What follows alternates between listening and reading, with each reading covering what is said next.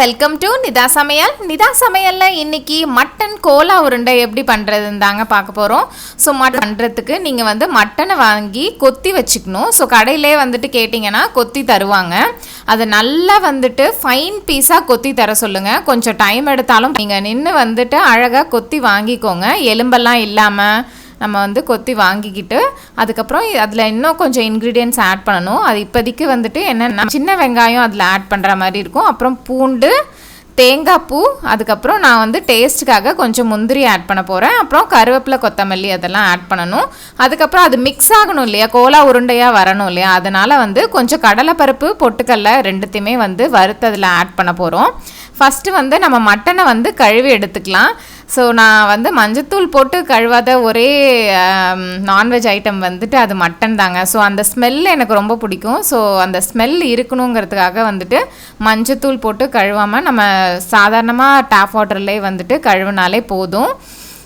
அதுவும் இல்லாமல் இதில் வந்து ரொம்ப பாக்டீரியாஸ் அது மாதிரி இருக்கும்னு அவசியம் இல்லை. ஸோ மற்றதுலலாம் கொஞ்சம் ஸ்மெல்லெல்லாம் வரும். அதனால் அது மஞ்சத்தூள் போட்டு கழுவணும்.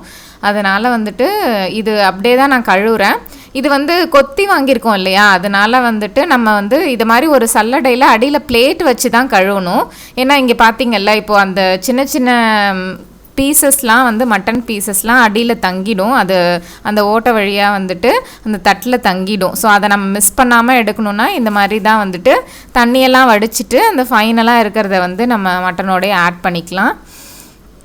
ஸோ இந்த மாதிரி வந்துட்டு ஒரு 2 வாட்டி கழுவினாலே போதும். ரொம்ப கழுவுனீங்கன்னாலும் அதில் இருக்க அந்த கொழுப்பு அது எல்லாமே வந்துட்டு வெளில போயிடும். டேஸ்ட் கொஞ்சம் குறைஞ்ச மாதிரி ஆகிடும். அதனால் ஒரு 2 வாட்டி கழுவுனதே போதும். ஸோ இப்போ நம்ம வந்து ஒரு கடாய் வந்து அடுப்பில் வச்சுட்டு இந்த கடலைப்பருப்பு அண்ட் பொட்டுக்கல்ல வறுத்து எடுக்கணும். ஸோ இப்போ இது 1/2 கிலோ மட்டன் வந்து நான் கொத்தி வாங்கியிருக்கேன். அதுக்கு வந்து ஒரு டோட்டலாக 200 கிராம் போல் வந்துட்டு நம்ம பருப்பு வந்து ஆட் பண்ணி இதை எடுத்துக்கணும்.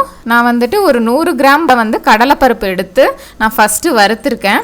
ஸோ அது வந்து கொஞ்சம் பொன்னிறமாக வந்ததுக்கு அப்புறமா நம்ம வந்து ஒரு 100 கிராம் பொட்டுக்கடலை எடுத்து அதில் ஆட் பண்ணி திருப்பி ஒரு மாதிரி வறுத்து எடுத்துக்கலாம். ஸோ ஒரு 5 வந்து முந்திரி பருப்பு எடுத்துருந்தேன் இல்லையா, ஸோ அதையுமே இதோட ஆட் பண்ணி நான் இது ரெண்டுத்தையுமே வறுத்து எடுத்துக்கிட்டேன். இது வந்து நல்லா ஆறி வரணும். ஸோ முந்திரி பருப்பு வந்து டேஸ்ட்டுக்காக தான் ஆட் பண்ணுறோம். நீங்கள் வேணால் அது ஸ்கிப் பண்ணிக்கலாம் உங்கள்கிட்ட இல்லைன்னா. மெயின் வந்து இந்த கடலைப்பருப்பும் அண்ட் தென் நம்ம வந்து பொட்டுக்கடலையும் தான். இது ரெண்டுத்தையும் நீங்கள் கண்டிப்பாக தனித்தனியாக தான் வறுத்தாகணும். இல்லைன்னா வந்துட்டு சரியான பதத்துக்கு வந்து நம்மளுக்கு வராது. ஸோ இப்போ இது எல்லாமே வறுத்து எடுத்தாச்சு. நம்ம இன்க்ரீடியன்ஸும் ரெடியாக இருக்குது.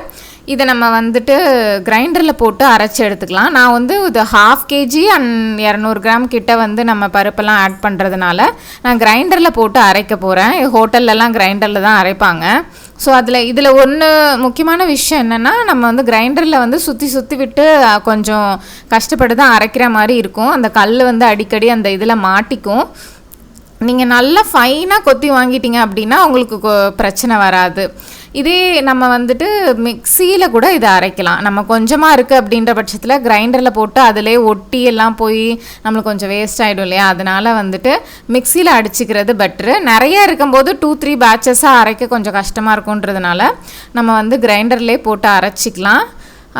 அண்ட் தென் இதை வந்து தண்ணி விடாமல் நீங்கள் அரைக்கணும், அதுதான் முக்கியம். ஸோ தண்ணி விட்டீங்க அப்படின்னா சொதன்னு வந்துடும், உங்களுக்கு உருண்டை பிடிக்கவே வராது. நம்ம கறியை வந்து அப்படியே உருண்டை பிடிக்க முடியாது இல்லையா, என்ன தான் அரைச்சாலும். ஸோ அதனால தான் பைண்டிங்காக தான் நம்ம இந்த எக்ஸ்ட்ராவாக கடலைப்பருப்பு, பொட்டுக்கடலை எல்லாமே ஆட் பண்ணுறோம். ஸோ அதில் தண்ணி வேற விட்டுட்டோம்னா கண்டிப்பாக வந்து கோலா உருண்டை சரியாக வராது. ஸோ தண்ணி விடாமையே அதிலே நம்ம கழுவின தண்ணியெல்லாம் இருக்கும் இல்லையா, அது நம்ம வடிச்சிட்டு தான் எடுக்கணும். இருந்தாலும் அதில் கொஞ்சம் தண்ணி இருக்க தான் செய்யும். ஸோ அதுவே வந்து நம்மளுக்கு போதுமானது, நம்ம தனியாக ஆட் பண்ண தேவையில்லை. நான் இப்போ வந்து இதை அரைச்சி முடிச்சிட்டேன். இந்த அளவுக்கு வந்துட்டு நல்லா நீங்கள் ஃபைனாக அரைச்சி எடுத்துக்கணும். ஸோ நம்ம இதில் வந்து வெங்காயம், பூண்டு எல்லாமே போட்டு அரைச்சிருக்கோம். நல்ல ஒரு வாசனையோட நல்ல கமகமன்னு நம்மளுக்கு கலவை ஆயிடுச்சு. நல்லா இப்போ பாருங்கள், பார்த்தாலே சப்பாத்தி மாவு பதத்துக்கு நல்லா இருக்குது இல்லையா. ஸோ இந்த மாதிரி அரைச்சிட்டிங்க அப்படின்னா நம்ம கோலா உருண்டை பிடிக்கும்போது அந்த கேப்ஸு, கிராக்ஸு அது எதுவுமே வராது. அழகான ஷேப்பில் சூப்பராக பிடிச்சிக்கலாம். நீங்கள் வந்து உங்கள் சைஸ்க்கு ஏற்ற மாதிரி நீங்கள் வந்து அந்த உருண்டை உருட்டி எடுத்துக்கோங்க. பெருசாக வேணுன்றவங்க பெருசாக வந்து உருட்டி எடுத்துக்கலாம். இதில் மெயினான விஷயம் என்னென்னா, நம்ம பொரித்து எடுக்கும்போது அது உள்ளே வெந்து வரணும். ரொம்ப நேரம் வச்சோன்னா கருகிடும். அதனால் நீங்கள் வந்து ஒரு மீடியம், இது மாதிரி ஓரளவு மீடியம் சைஸான உருண்டையில் வந்து உருட்டி வச்சுக்கிட்டிங்கனாலே நம்ம குலாப் ஜாமுன்லாம் செய்வோம்ல, அந்த சைஸ் கரெக்டாக இருக்கும். ஸோ நான் இப்போ வந்து அடுப்பில் கடாய் வச்சுட்டு எண்ணெய் காய வைக்க போகிறேன். ஸோ எண்ணெய் காய வச்சுட்டு நம்ம இதை வறுத்து எடுக்க வேண்டியது தான். இது வந்து அவ்வளோ சீக்கிரம் வந்து நம்ம எடுத்துட முடியாது. நம்ம சிக்கன் 65 பண்ணுற மாதிரிலாம் இல்லை. இது வந்து நல்லா உள்ளே வந்து வெந்து வரணும். இதில் நம்ம கடலைப்பருப்பு அண்டு பொட்டுக்கடலை ஆட் பண்ணியிருக்கோம் இல்லையா, அதுக்கு வந்து வேகிறது அதெல்லாம் தேவைப்படாது. ஆனால் உள்ள மட்டன்றது நம்மளுக்கு கண்டிப்பாக டைம் எடுக்கும் வேகிறதுக்கு. ஸோ அதனால் வந்துட்டு நீங்கள் கொஞ்சம் பொறுமையாக தான் இதை வந்து நீங்கள் ஃப்ரை பண்ணி எடுக்கணும். நீங்கள் மேலே வந்து கலர் கோல்டன் ப்ரௌன் வந்துருச்சு அப்படின்லாம் நீங்கள் எடுக்கக்கூடாது. இங்கே பாருங்கள், ஃபஸ்ட்டு ஸ்டேஜ் ஒரு எல்லோயிஷாக வந்து நல்லா மாறி இருக்குது. நல்லா ஒயிட்டாக இருந்ததுலேருந்து இப்போ எல்லோயிஷாக மாறி இருக்குது பாருங்கள். ஸோ இப்போ வந்து மேலே தான் வெந்திருக்கு. நம்ம இன்னுமே வந்து இதை செகண்ட் கலர் வந்து ஒரு ரெட்டிஷான ஒரு கலர் வந்து மாறும். அதுவுமே வந்துட்டு எடுக்கிறதுக்கு இப்போ பாருங்கள், இந்த ரெட்டிஷாக ஒரு மாதிரி மாறி இருக்கா. ஸோ இப்போவுமே வந்து நம்ம இதை எடுத்துடக்கூடாது. இப்படி இந்த மாதிரி நல்ல கலர் மாதிரி ஒரு ப்ரௌன் கலருக்கு வந்தோடனே அதுக்கப்புறமா நீங்கள் எடுத்திங்கன்னா சூப்பராக வந்து உள்ளே வெந்து வந்திருக்கும்.